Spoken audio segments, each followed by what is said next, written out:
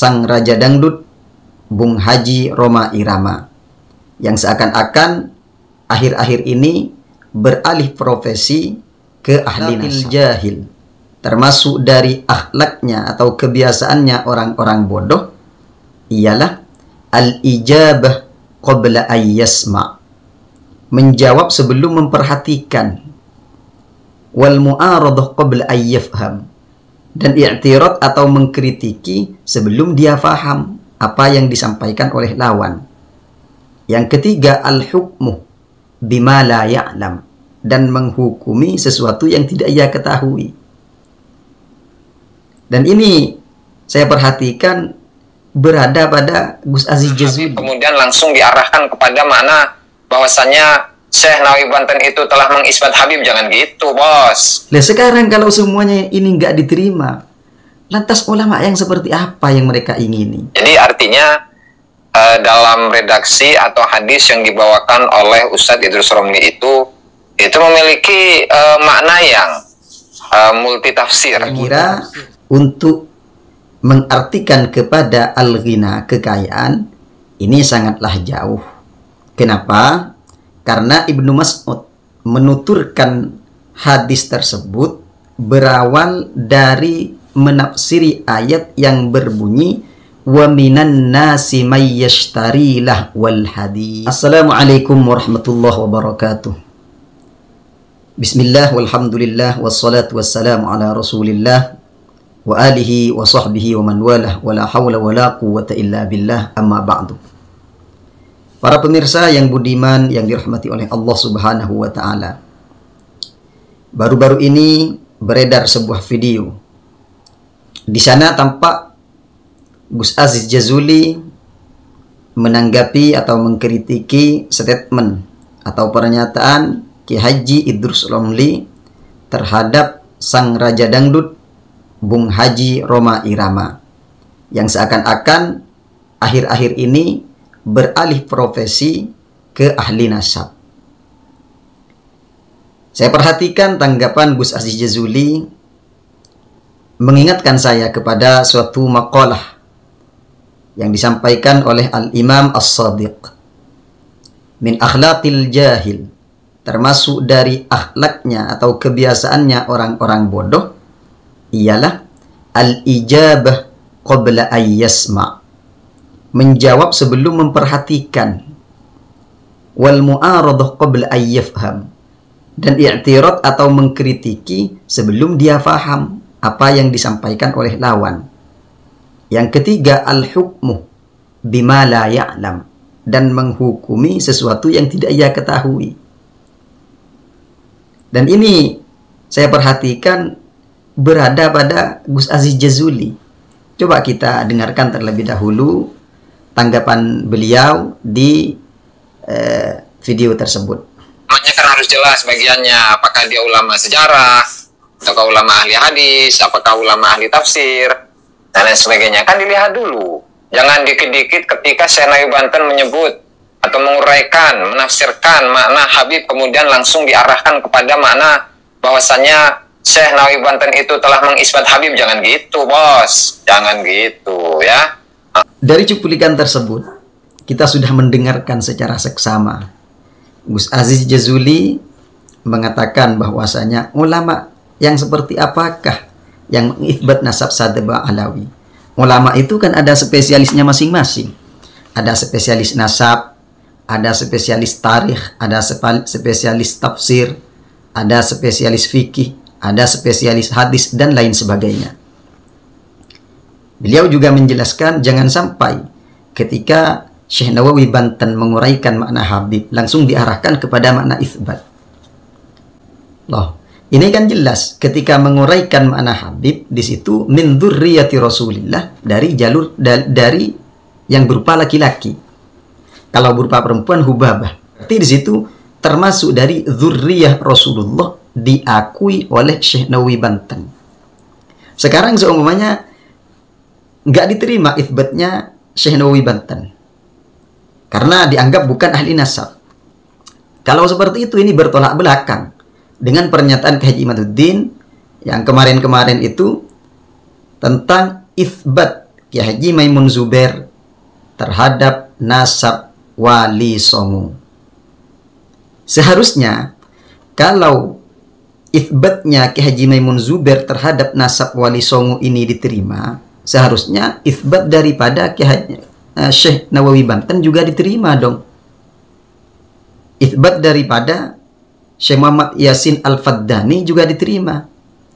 Itsbat daripada Syekh Mahfud At-Tirmasi juga diterima. Dan ulama-ulama yang lain juga diterima. Oke lah kalau seandainya mereka semua tidak diterima itsbatnya. Maka yang menjadi persoalan sekarang, sebetulnya ulama yang seperti apa yang mereka mau, yang mereka ingini, untuk kemudian mereka terima ketika mengitsbat nasab Sadaba Alawi. Dari ulama nasabkah? Dari ulama tarikhkah? Dari ulama fiqihkah? Dari ulama nasab jelas berjejeran. Di antaranya Sayyid Mahdi Raja'i, pengarang Al-Muqibun, nasabah jelas. Kemudian Ibrahim bin Mansur Al-Hashimi, pengarang Al-Ifadah dan Al-Madkhal. Kemudian Khalil bin Ibrahim, pengarang Muqaddimat fi Ilmin Ansab. Kemudian Abdurrahman bin Majid Al-Husaini, pengarang dari Al-Kafi Al-Muntakhab. Kemudian Syekh Murtada Az-Zabidi, pengarang kitab Syarah Ihya Ulumuddin dan Ar-Rawdul Jali dan lain sebagainya. Dari ulama tarikh ada Al-Janadi, pengarang Suluk fi Tabaqat Ulama wal Muluk. Ada Sayyid Husain bin Abdurrahman Al-Haddad, pengarang Tuhfatuz Zaman. Kemudian dari fuqaha ada Ibn Hajar Al-Haytami yang baru-baru ini, maksudnya bukan termasuk yang salaf, seperti halnya Syekh Abi Bakar Ibn Syata Ad-Dimyati. Nah sekarang kalau semuanya ini nggak diterima, lantas ulama yang seperti apa yang mereka ingini? Padahal dalam Mir'atul Haramain itu sangat jelas di gamblang sore, ibaratnya redaksinya ijma ulama bahwasanya nasab Sadaba Alawi ini sahih. Itu tidak diterima juga. Lantas ulama yang seperti apa yang mereka ingini? Yang Gus Aziz Jazuli ini ingini seperti apa? Oh seperti Ki Imad. Saya kira kalau ke Haji Imaduddin itu ke taraf bahis saja sudah tidak masuk. Ke taraf bahis, ke martabah bahithun nasab ini tidak masuk. Kenapa? Karena sebagian besar daripada statement yang tertuang dalam tulisannya, baik yang berbentuk bahasa Arab ataupun yang berbentuk bahasa Indonesia, di situ Ki Haji Imaduddin kebanyakan menggunakan asumsi. Masa seorang peneliti menggunakan asumsi? Rata-rata asumsi. Saya banyak menemukan fakta-fakta dalam tulisan Ki Haji Imaduddin tidak menampilkan data, hanya berasumsi. Contohnya yang mengasumsikan bahwasanya Ahmad bin Isa itu tidak hijrah ke Hadramaut. Itu asumsi.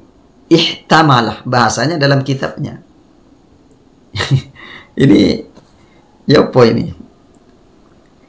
Kemudian kita lanjutkan tanggapan yang kedua daripada Gus Aziz Jazuli. Al-ghina'u, nyanyian. Yumbitun nifak itu dapat menumbuhkan kemunafikan di dalam hati, fil qalb, dalam hati. Kama yumbitul ma'u al-baqala, sebagaimana air itu dapat menumbuhkan rumputan atau sayuran. Nah, hanya saja di dalam riwayat yang lain al-ghina. Jadi artinya dalam redaksi atau hadis yang dibawakan oleh Ustadz Idrus Romli itu memiliki makna yang multitafsir. Multitafsir satu. Kalau kita menggunakan redaksi al-ghina'u, maka itu adalah maknanya adalah at-taghani atau bernyanyi. Tetapi ketika kita tidak menggunakan alif zaidah atau menggunakan redaksi al-ghina, maka itu artinya adalah kekayaan.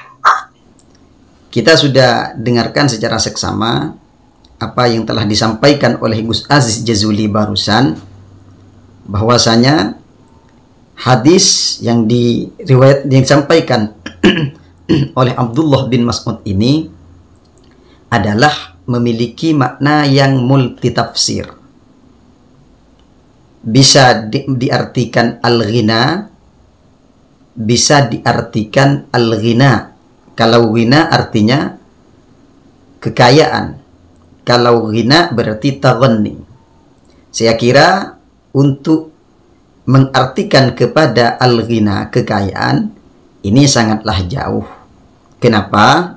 Karena Ibnu Mas'ud menuturkan hadis tersebut berawal dari menafsiri ayat yang berbunyi wa minan nasi may yashtari lahwal hadith. Lahwal hadith ini oleh Imam Al-Mujahid, diantaranya Ibnu Mas'ud, juga mengarahkan kepada al-ghina, bernyanyi. Sehingga hal seperti ini tidak bisa dialihkan ke makna lain. Sebagaimana ini tertuang dalam kitab Umdatul Qari fi Syarhi Sahih Bukhari juz 22 halaman 274. Dan juga disebutkan dalam Tafsir As-Sam'ani juz 4 halaman 226.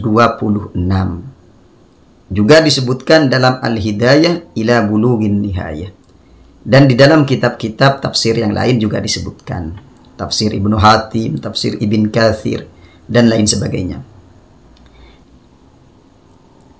Jadi di sini jelas ya, maksud al-ghina di situ adalah taghanni.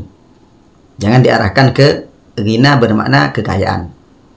Oke, kita lanjut videonya biar tambah jelas, tambah terang benderang poin-poin bentuk iktirad dari Gus Aziz Jazuli kepada Ki Haji Idrus Ramli. Nah, lalu ketika kita mengambil kemutlakan dari nyanyian, bahwa nyanyian itu dapat menumbuhkan kemunafikan dalam hati, apakah kemudian nyanyian itu diharamkan semuanya oleh syariat? Tentu kan enggak.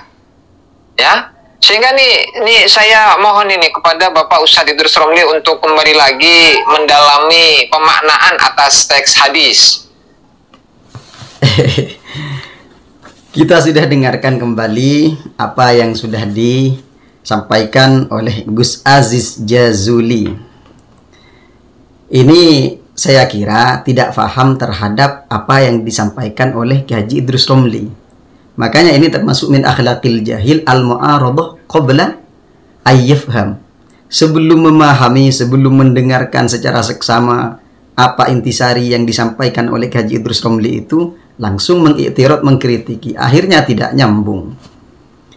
Di situ Ki Haji Idrus Ramli dalam video tersebut di sini bukan menjelaskan tentang hukum ghina haram atau tidaknya, itu sudah jelas khilaf. Kalau Al-Ghazali lebih menitik tekankan terhadap illat. Sekarang yang dibahas Ki Haji Idrus Ramli itu bukan hukum halal haramnya, Mas. Akan tetapi beliau membahas selalu bernyanyi itu yang pertama. Poin pertama dari Ki Haji Idrus Ramli itu selalu bernyanyi itu tidaklah baik. Dan ini bukan tanpa referensi. Coba dilihat di Fathul Bari Ibnu Rajab Al-Hambali juz 8 halaman 435. La khilafa bainal ulama fi karahatil ghina wa dhammihi wa dhammi istima'ihi wa lam yurakhis fihi ahadun yu'taddu bihi. Di sini jelas ulama konsensus sepakat bahwasanya bernyanyi itu tidaklah baik. Ini sesuai dengan pernyataan Ki Haji Idrus Ramli, bukan mengatakan haram. Jadi dibedakan itu. Adapun menumbuhkan kenifakan itu kan jelas dalam redaksi hadisnya. Dan ketika beliau Ki Haji Idrus Ramli mengatakan ini akan menumbuhkan sifat fasik, akan menjadi orang fasik nanti, maka ini bukan tanpa dalil beliau mengatakan seperti itu. Buktinya ketika Imam Malik radhiyallahu anhu ditanya oleh Al-Imam Ishaq tentang ghina, apa beliau katakan? Innama yaf'aluhu indana al-fusaq. Jelas itu. Sebelum saya lanjutkan, ada yang lebih menggelitik lagi. Sebagian komentator itu mengatakan bahwasanya hadis ini bertentangan dengan hadis sahih yang diriwayatkan dari jalur Siti Aisyah radhiyallahu anha. Qalat dakhala Abu Bakrin wa indi jariyatani min jawaril ansar taghanniyani bima taqawalatil ansar yawma bu'athah. Qalat wa laysata bimughanniyataini. Faqala Abu Bakar amazamiru syaitan fi baiti Rasulillah sallallahu alaihi wasallam wa dhalika fi yaumi 'idin. Faqala Rasulullah sallallahu alaihi wasallam ya Aba Bakrin inna likulli qaumin 'idan wa hadha 'iduna. Ini yang dimaksud bertentangan apabila kedua hadis ini tidak bisa dijam'u atau tidak bisa disatu padukan. Sedangkan kedua hadis ini sangatlah tidak bertolak belakang. Bukan saya yang berkesimpulan ini. Coba dibaca dalam kitab Fathul Bari Ibnu Rajab juz 8 halaman 427-nya. Fakana Nabi sallallahu alaihi wasallam yurakhisu lahum fi awqatil afrah kal a'yad wan nikah. Rasulullah di sini merukhsah, mendispensasi. Jadi ini hanya sekedar dispensasi. Buktinya di situ amazamiruh, ada pertanyaan dari Sayyidina Abu Bakar, ada teguran dari Sayyidina Abu Bakar. Amazamiruh itu. Maka di sini ada dispensasi dari Rasulullah. Enggak apa-apa Abu Bakar, sekarang dalam waktu Id, dalam waktu apa istilah Madura itu telasan, maka nggak apa-apa dalam waktu dimana kita dalam keadaan berbahagia. Sehingga falamma futihat biladu Faris war Rum, ketika negara-negara Persia dan Romawi itu sudah ditaklukkan oleh negara-negara Islam, maka zaharolis sahabah, maka ahlu Faris war Rum qad i'taduhu minal ghina al-munhin bil iqa'at al-mauzunah. Itu tampak kepada para sahabat tentang kebiasaan-kebiasaan penduduk Persia dan penduduk Romawi dengan nyanyian-nyanyian yang dilanggang-longgangkan seperti itu, yang sudah tersusun ritme-ritmenya. Dan banyak kejadian-kejadian seperti itu sehingga ada muharramat yang ada di dalamnya. Maka fahina idin angkaros sahabatu al-ghina wastima'ahu wa nahau anhu wa ghaladhu fihi. Maka dalam keadaan seperti itu sahabat di sini mentaglid, menitik beratkan, melarang keras ghina yang semacam itu. Ya, dari sini timbul persepsi berbeda ulama. Ada yang mengatakan haram, ada yang mengatakan makruh. Pada intinya ulama sepakat bahwasanya ini merupakan sesuatu yang tidak baik. Seperti itu. Hatta qala Ibnu Mas'ud al-ghina yumbitun nifaq fil qalbi. Itu sebetulnya kronologi pembahasan hadis al-ghina yumbitun nifaq fil qalbi. Kita lanjut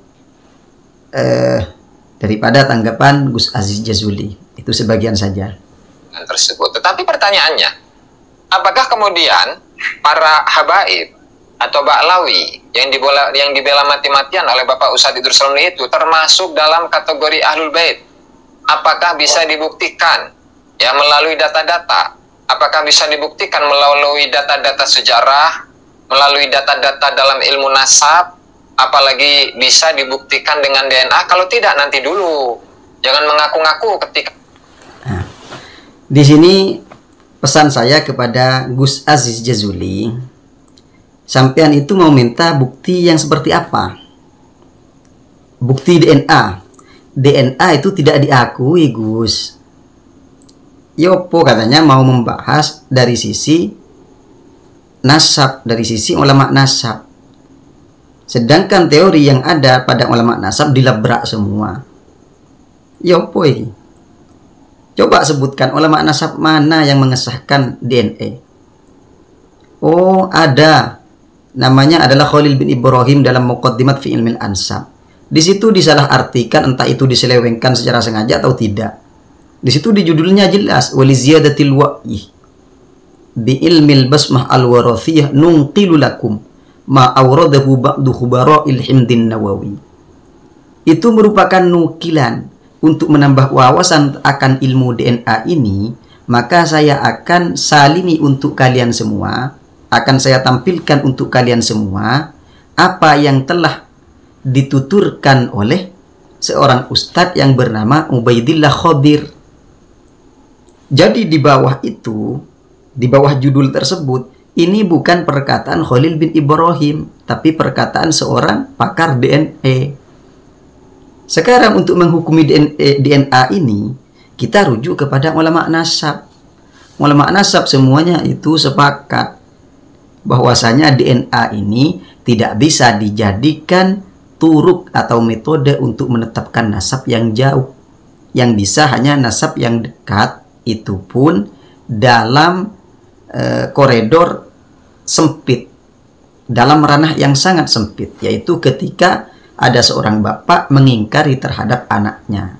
Kemudian yang kedua, di sini data apa lagi yang yang diminta? Larinya nanti kitab sezaman.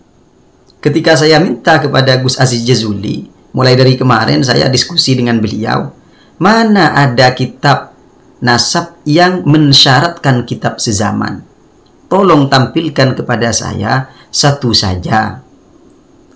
Ternyata beliau sendiri memiliki statement, sampai botak kalau mau mencari yang sore enggak akan menemukan, katanya. Ya memang betul, statement itu memang betul, enggak akan ada. Makanya kan ngarang-ngarang berarti kalau enggak ada. Kalau kita mau menentukan ini kalam atau tidak secara ilmu nahwu, kita rujuk apa persyaratan dinamakan kalam dalam ilmu nahwu. Ini tidak. Mau menentukan nasab ini soheh, tidak merujuk terhadap ulama nasab. Ini jaga sambung naik dokar, nggak nyambung kar. Seperti itu.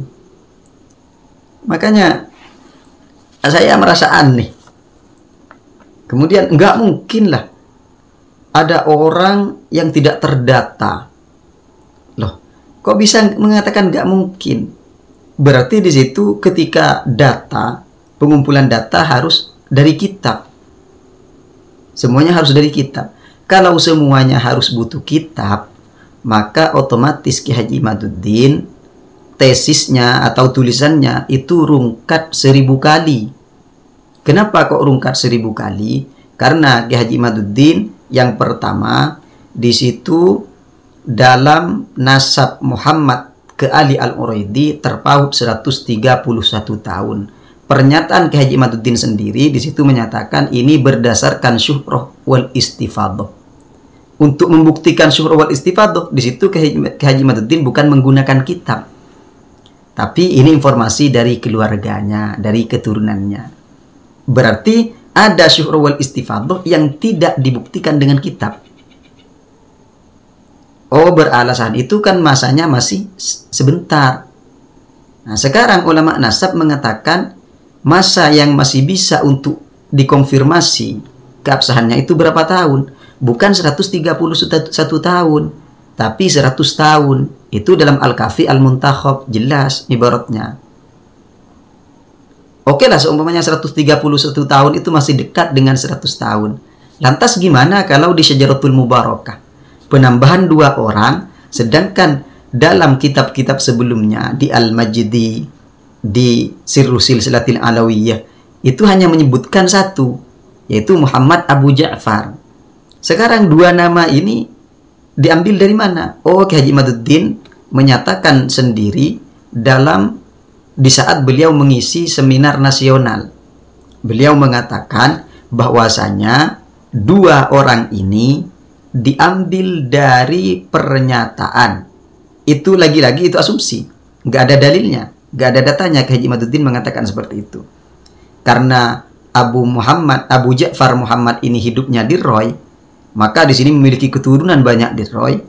Kemungkinan besar ini mendapatkan informasi dari keturunannya di Roy.